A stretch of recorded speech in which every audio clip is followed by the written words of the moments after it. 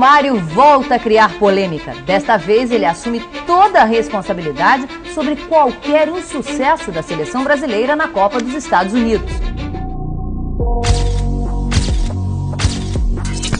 Romário, o único jogador na história a assumir total responsabilidade por suas ações.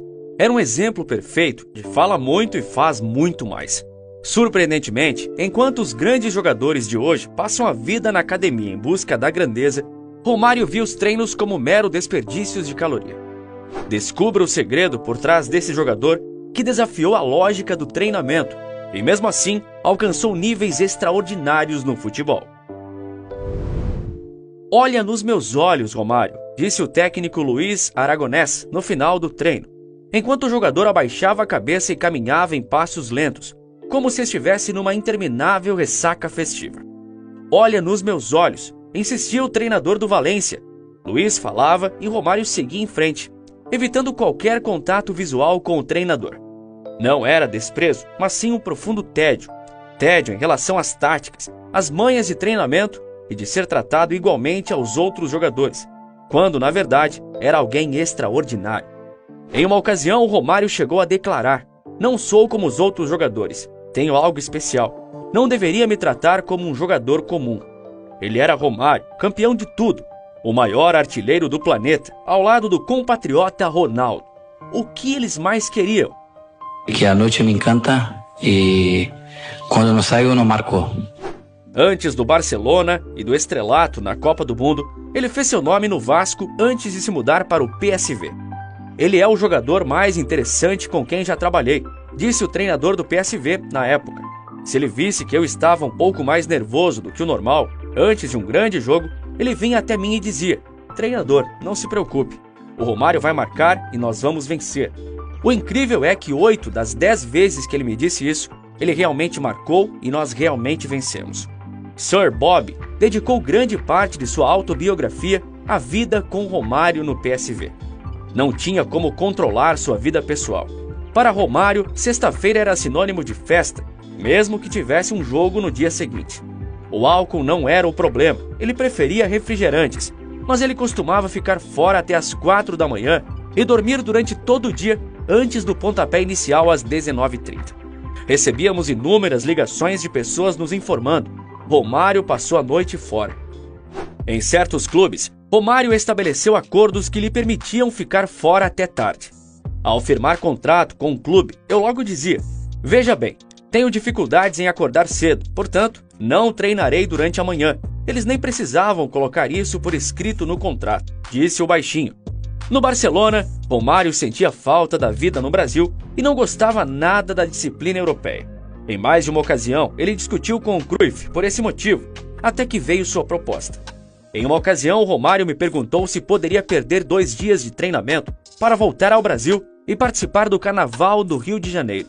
Eu respondi: "Se você marcar 2 gols amanhã, darei a você 2 dias a mais de descanso em relação aos outros jogadores." No dia seguinte, Romário marcou seu segundo gol aos 20 minutos do jogo e imediatamente fez um gesto para mim, pedindo para ser substituído. Ele me disse: "Treinador, meu avião parte em 1 hora." Não tive escolha a não ser deixar Romário sair por cumprir sua promessa. Aquela partida foi contra o Real Madrid e Romário foi além do prometido, marcando não apenas 2 gols, mas sim um hat-trick na vitória por 5-0 em janeiro de 1994. Era evidente que Romário adorava festejar e ao mesmo tempo conseguiu se tornar um dos maiores atacantes da história. Extraoficialmente, ele marcou mais de 1000 gols em sua carreira, e Diego Maradona está entre aqueles que afirmam que o brasileiro é o melhor jogador que já enfrentou. Ele adorava festejar, ser mulherengo e jogar vôlei nas belas praias do Rio de Janeiro. E seus treinadores deixavam, porque ele era muito bom. A exemplo, quando Parreira chegou a dispensar Romário do último estágio de treinamento antes da Copa do Mundo, por conta do interesse do jogador em jogar vôlei na praia com seus amigos. Essa decisão gerou polêmica na época. No entanto, a responsa era do baixinho, e com ele não falha. Ao final da Copa do Mundo de 1994, Romário não apenas se consagrou como o jogador mais valioso do torneio, mas também alcançou a glória máxima ao se tornar campeão mundial e ser reconhecido como o melhor jogador do mundo. Ah, o Romário não dorme. Na verdade, ele dorme sim, apenas acorda um pouco mais tarde. Romário não treina, treina sim, só que não às 9 da manhã. Os presidentes dos clubes sabiam disso. Eles comunicavam aos treinadores e se havia alguma discordância, bem, isso não era problema meu. O papel de Romário era apenas marcar gols, e isso ele fazia muito bem. Apesar de não apreciar os treinos e a disciplina exigida no futebol europeu, sua genialidade dentro de campo permitiu que ele superasse a falta de entusiasmo pelos treinos. O ex-goleiro Paulo César revelou que Romário estava cansado de passar o tempo em concentrações na Europa. Após acabar com essa prática, o atacante deslanchou na artilharia, marcando gols em sequência. Pode ter sido uma coincidência, mas aconteceu de verdade, afirmou Paulo César. Romário tinha uma capacidade única de finalização, sendo capaz de converter as mais difíceis chances de gols. Sua precisão e sangue frio diante do gol eram características marcantes de seu jogo. Assim, Romário comprovou que seu talento natural era capaz de superar todas as adversidades. Romário é uma lenda. Nós jogávamos domingo às 16 horas e ele chegava para o almoço às 12 horas já cansado. Só que ia para o jogo e fazia 2 gols. O cara ainda foi artilheiro do Brasileiro, sem jogar quase fora de casa. Era raridade ele sair de São Januário. No máximo ele fazia a ponte aérea para São Paulo, disse Moraes, meia que atuou com Romário no Vasco. Dificilmente nascerá outro cara com tanta qualidade e tanta personalidade. O Romário falava o que pensava.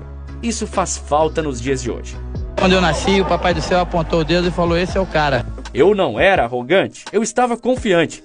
As pessoas costumavam dizer: o Romário adora festa, falta treino, é mulherengo. Mas no jogo seguinte, eu marcava 3 gols. A questão é que eu dizia e cumpria. Isso não é arrogância, é ter certeza de si e do que você pode fazer, finalizou Romário. Pepe Guardiola até hoje fica impressionado com a capacidade extraordinária de Romário.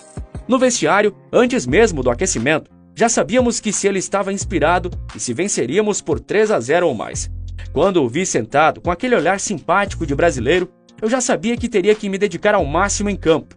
Assim que ele se levantava e começava a tocar a bola, com suas embaixadinhas, era garantia de 3 gols por partida, revelou Guardiola. Quando si alzava e iniziava a toccare il pallone con qualcuno, a fare giochini, quanti? 3 gol per partita. 3 gol. Veramente? Così era, Antonio? Era così. Era ma una qualità. O talento natural de Romário e sua autoconfiança o impulsionavam a cumprir suas promessas e superar adversidades, mesmo sem a dedicação aos treinamentos tradicionais. Mas enfim, agora eu gostaria de saber, você sente falta de jogadores com a mesma personalidade de Romário no futebol atual? Escreve aqui nos comentários que eu quero saber. Aproveite também para deixar o seu like, que nos ajuda a continuar trazendo novos conteúdos como esse. E não esqueça de se inscrever no canal e ativar o sininho das notificações para não perder novos vídeos. Um grande abraço e até a próxima!